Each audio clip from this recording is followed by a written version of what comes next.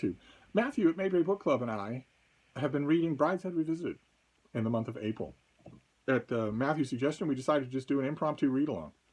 And encourage you all to come along for the ride, because this is a book that you will have heard about, if for nothing else than for the famous miniseries that was made out of it. And it's been wonderful. It's been fantastic. Matthew had never read this book before. I don't think he'd ever read this author before. I've read this book many times. I love it. Absolutely love it. And it's been a joy to read it again, slowly, section by section in the course of 1 month. It's great to have an opportunity to do that instead of falling prey to the usual temptation with a book that you've read many, many times, which is just to fly to the parts you really like and read those instead of reading the whole thing. It's been wonderful to resist that urge and read the whole thing. And also it's been wonderful to know that while I'm reading it, one part of my brain is thinking, okay, what will Matthew make of this? That's allowed me to sort of see it with new eyes. And this is the story of a young man named Charles Ryder. Who, in the framing device, we see him as a bitter, late 30s army figure doing home maneuvers during World War II and lost, just lost. He isn't inspired by anything. He isn't loved by anybody. He doesn't love anybody himself. His world is gray and empty until his regiment goes to a Brideshead Castle, an opulent manor in the English countryside that, 20 years before, he knew very well. Because when he was at Oxford as a boy, he met and fell in love with Sebastian Flyte, the gorgeous and whimsical youngest son of a very wealthy Catholic family of the English landed gentry, whose home in the countryside was Brideshead Castle. Sebastian takes him to there and shows him around, introduces him to Nanny Hawkins, Sebastian's old nanny from when he was a child, who lives just off the grace and favor of Brideshead House there in the countryside. She lives up in her servants' quarters, hardly ever leaves them, is visited, is affectionately known, that sort of thing. But she, in the manner of these old landed families, these old servitors of the family who are no longer serve their purpose, basically retire there and live off the family for the rest of their life. And as Charles gets to know Sebastian's family, his older brother Brideshead, his sister Julia, his younger sister Cordelia, his mother, Lady Marchmain. They even go to Venice and meet Lord Marchmain, Sebastian's father, who left England because he couldn't stand his wife. Took up with a mistress named Cara and just follows the son. An English expatriate who can't stand to go back home because, as Cara puts it, he can't stand to be in England because he doesn't want to breathe the same air that his wife is breathing. He hates her that much. As Charles meets all of these people, he becomes suborned by their charm, their exoticism, and that's exactly what Sebastian fears. He fears that he will lose his friend to his family. He says that his family always takes everything from him. And that fear, plus probably what we would now consider to be a biological factor, increases Sebastian's drinking until he becomes a confirmed alcoholic. Someone who hides alcohol, someone who is prematurely aged, someone who only does that. And it's during a visit while they are young to Brideshead that Charles, having realized this about Sebastian and not really knowing what to do about it, slips him money, knowing that he will get drunk on it. And he does. And when Lady Marchmain learns this, she is mystified at how anybody could do something so consciously wicked. And that if the lady of the manor says that to you, you know you are not welcome. You will not be served breakfast the next morning. So Charles leaves and thinks he's never going back. There's a poetic passage that I read to you about him leaving, just assuming that the innocence of his childhood is over and he's never going back. And then the book moves on to Charles entering adulthood. He becomes a popular and well-respected artist with a specialty, at least for most of his career, in drawing and painting old English country houses like Brideshead Castle that the New World, with higher taxation rates and whatnot, is slowly destroying. Great houses of London are slowly being turned into apartment complexes or bulldozed for parking lots. And their owners want them commemorated before that happens. So Charles has a very popular and booming business as an artist. And Sebastian wanders off to Morocco and parts undisclosed and falls prey to a sponger, a young German man who just sort of starts living off him in a pathetic kind of way. when the family sends Charles there in hopes that he can bring Sebastian back home to England in time for Sebastian to say hello to his mother who's dying, Charles sees that world where Sebastian is, where he's getting his allowance regularly. He's able to stave off absolute penury. But it's a far cry from the beautiful boy that Charles met at Oxford. It's a seedy, pathetic existence of two alcoholics who are just codependent on each other. And then Charles marries. He marries the sister of a feckless character that we knew in the early parts of the book. And Julia also marries. Julia marries Rex Mottram, somewhat sordid, sort of bluff-talking businessman and a climber in politics, who's obviously not a good match for her. She mainly fell in with him because he was very different from her family. You could see echoes of that in Sebastian falling in with Charles Ryder, but she doesn't love him, and he doesn't love her.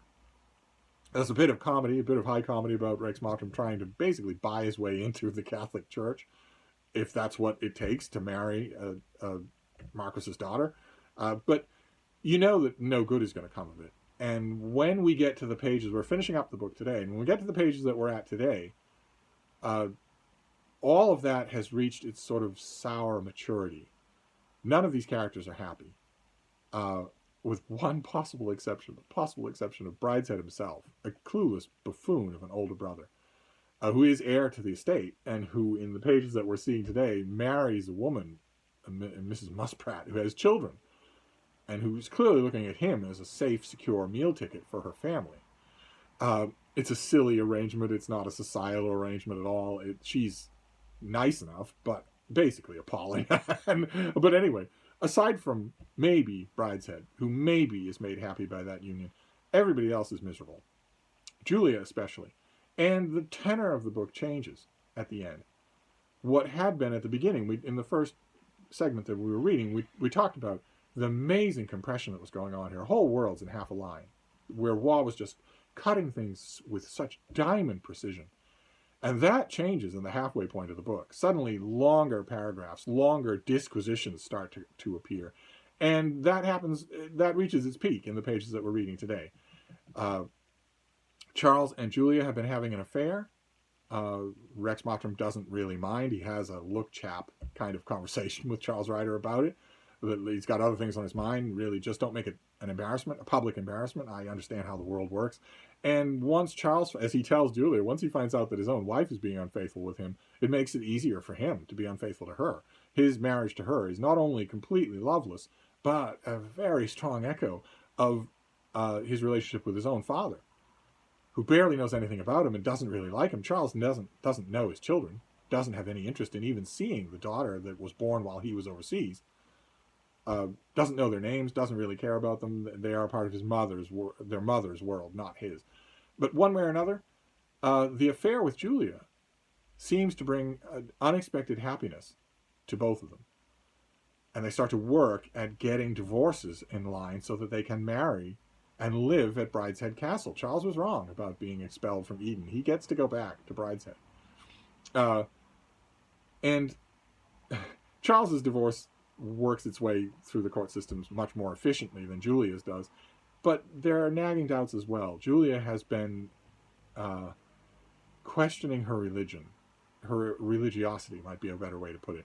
The Catholicism that her mother tried to instill in the family took strong hold in Brideshead. It took strong hold in little Cordelia. It didn't work at all with Sebastian, except that it does. He ends up working with a religious order. Helplessly working with them, dependent on them, and also puttering around their grounds. But he is gravitated to religion, to Christianity, and Julia too. For a large part of the book, we think she is the one who is completely untouched by it, but it's not true. It's not true. And there's a devastating scene, where that happens, where that comes to the fore. They're all at Brideshead, and Brideshead himself has announced his betrothal to Miss Muspratt. He's announced that he's going to have a wife and children. And Julia and Charles are stunned and amazed. They think he's a bit of a comic figure. But of course, since they're in possession of Brideshead at the time, Julia enthusiastically invites him to come and live there. I want to see your wife. I want to meet this new family. This is an amazing development. And Brideshead blindsides her by just matter-of-factly saying that, well, she has children.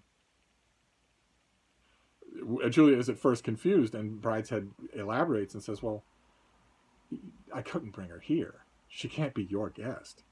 I mean, you can live in sin with Rex Mottram or with Charles or whoever you want. I've made a point of not commenting on it. But she has children. She's an upstanding woman. I can't have her be your guest. And Julia is dumbfounded, just dumbfounded, by the matter-of-fact way that her brother considers her to be less than human. She storms out of the room, and Charles goes chasing after her. And it's an amazing moment. Just amazing. Let me get to it.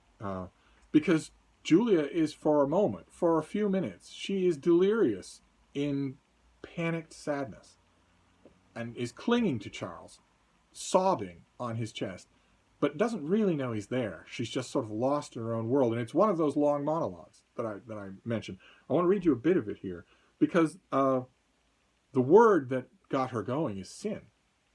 This is a religious conversation. This is a religious issue. It's sin that got her going. Brideshead's casual mention of sin, this thing called sin. And it gets her going. It takes her right back to the nursery, right back to Nanny Hawkins. She says, a word from so long ago, from Nanny Hawkins stitching by the hearth and the nightlight burning before the Sacred Heart.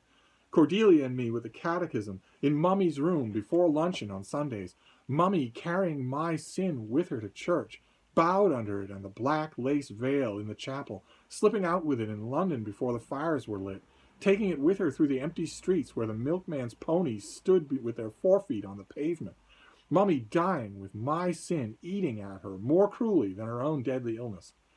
Mummy dying with it, Christ dying with it, nailed hand and foot, hanging over the bed in the night nursery, hanging year after year in the dark little study at Farm Street with the shining oilcloth, hanging in the dark church where only the old charwoman raised the dust and one candle burns, hanging at noon, high among the crowds and the soldiers, no comfort except a sponge of vinegar and the kind words of a thief, hanging forever, never the cool sepulchre and the grave clothes spread on the stone slab, never the oil and spices in the dark cave, always the midday sun and the dice clicking for the seamless coat. Never the shelter of the cave or the castle walls, outside in the desolate spaces where the hyenas roam at night and the rubbish heaps smoke in the daylight. No way back, the gates barred, all the saints and angels posted along the walls, nothing but bare stone and dust and the smoldering dumps.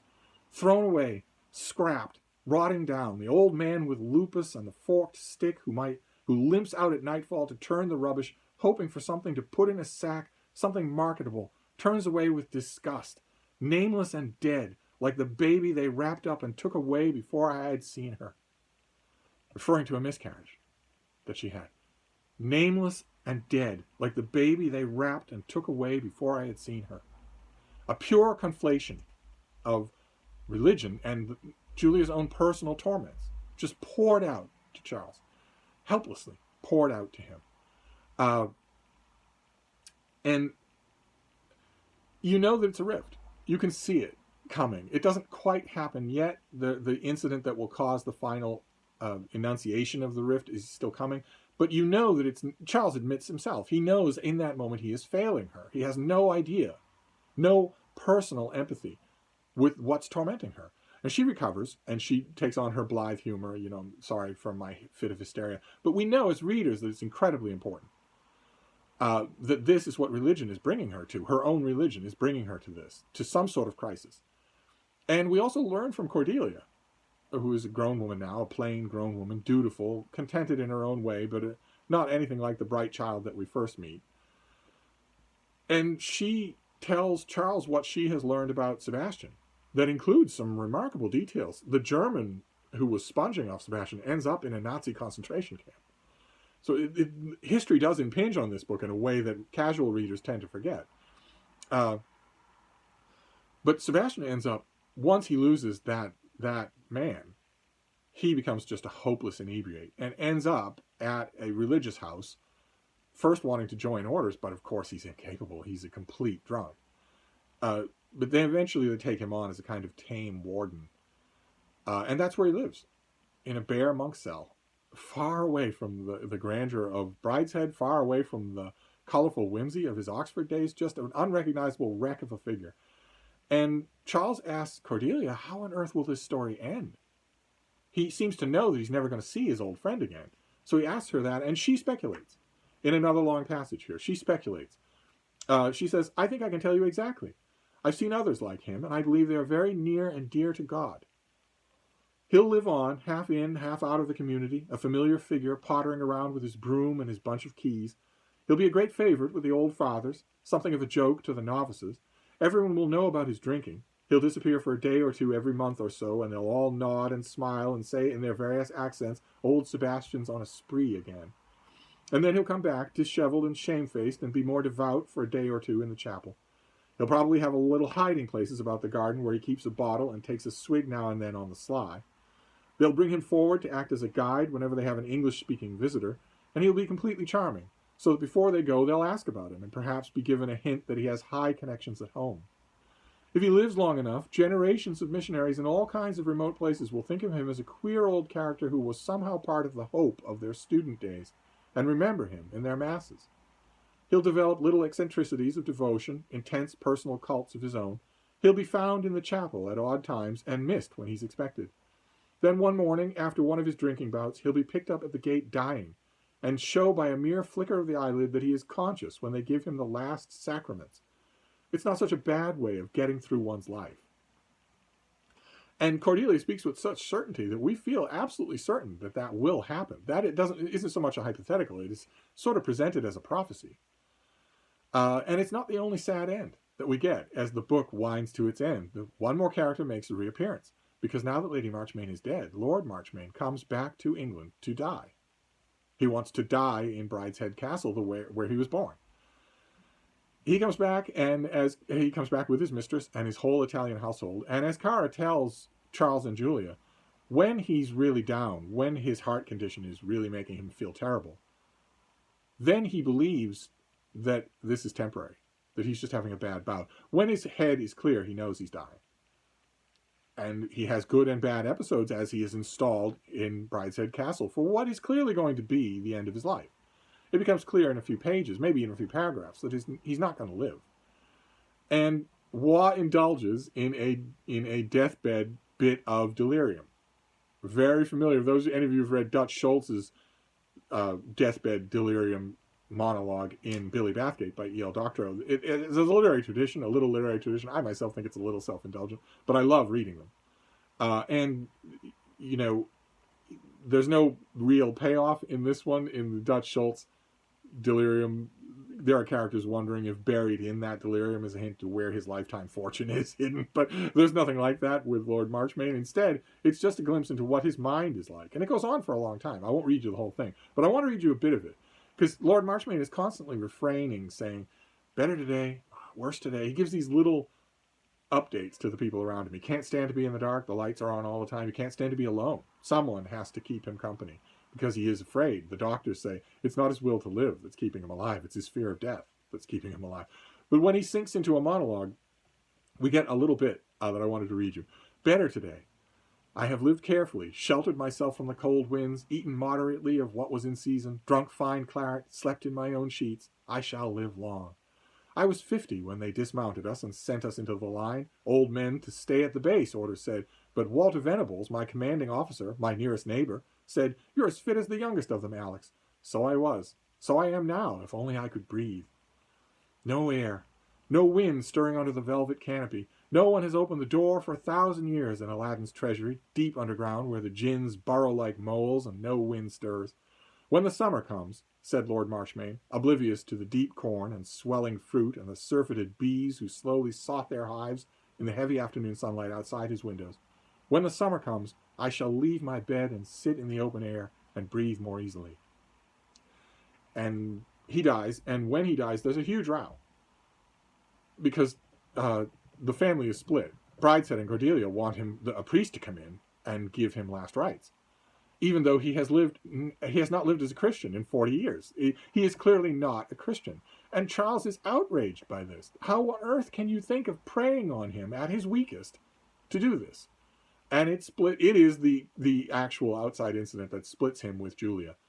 And there's a final scene with Lord Marchmain, and there's a final scene with Charles and Julia, where he knows already that she is going to abandon their ideas of marrying. They're divorced for no reason. Lord Marchmain remakes his will. He can't stand Brideshead's wife. So he makes his will and gives everything over to Julia. So she now owns Brideshead Castle. She owns the rents and the money and whatnot, maybe all the other properties. And when we go back to the framing device at the end of this book, we go back to the older Charles Ryder. We've now deposited him. We now know the events that have led up to the war, that have led up to him being in that camp when he gets to Brideshead. We now know all of those events, and we know who he is now. And when we get back to that framing device, she is a distant figure, but the property belongs to her. And that's how it ends. This version of it ends. There are two versions of Brideshead Revisited that are out there, and you might get a different couple of lines in your ending segment. But that's how the reading ends here, is with Charles. He's right back where we found him. Now we know the fates of all of the family. Except I want to point out something here when we finish up this read-along, which is that we don't know that. We don't know that at all. When Charles leaves Brideshead for the first time as a young man, basically expelled by Lady Marchmain, it feels permanent. And it isn't. It isn't permanent at all. When Julia marries Rex Mottram, and we know that he wants her as a trophy wife for his political ends, it feels permanent. But it isn't. She ends up living with Charles. They end up make their lives together. This union that was always fated to happen. I want to stress that Cordelia saying she's sure that's how Sebastian will meet his end doesn't mean that's how Sebastian will meet his end. It's entirely possible. In other words, as unthinkable as this is as an idea, it's entirely possible to write a sequel to this book, in which what seems like a permanent break between Charles and Julia is not permanent. And they actually do end up married, Lord and Lady of Brideshead. In which Sebastian, if they're Lord and Lady of Brideshead, maybe they fetch him. Maybe they wait until he's healthy enough and get him back to Brideshead. And maybe the three of them are happy together. Maybe Cordelia joins them. Maybe they forgive Brideshead. And there could be another story here. What happens to the Flyte family after World War II is a novel that I don't think Waugh ever contemplated. I think this book is, like we said at the beginning, this is mainly about how the world has gone to hell, how everything has fallen apart from its beautiful beginnings. But Waugh makes it clear himself that some of the sequels are also beautiful in their way. So I never finished this book without thinking what a sequel would be like. I don't think that I or anyone else in the world has the courage to write Brideshead Revisited fan fiction. I have not checked fanfiction.net to see if there is such a thing, but it is possible. That's why I'm ending on a note of sacrilege. Probably fitting for such a religion-haunted novel. But I had a blast doing this. And I'm very happy to let you know that that Matthew is perfectly happy to continue. So we're going to do another read-along for May. And I'll make a separate video about that. But I had a blast with this. I'm hoping that if you followed along, if this book has been on your shelf sort of looking at you this whole time, I'm hoping that you read it and maybe got a lot out of it. And I'm hoping that you join us for the next one. So I'm going to wrap this up for now, but I'll be back. Thank you, BookTube.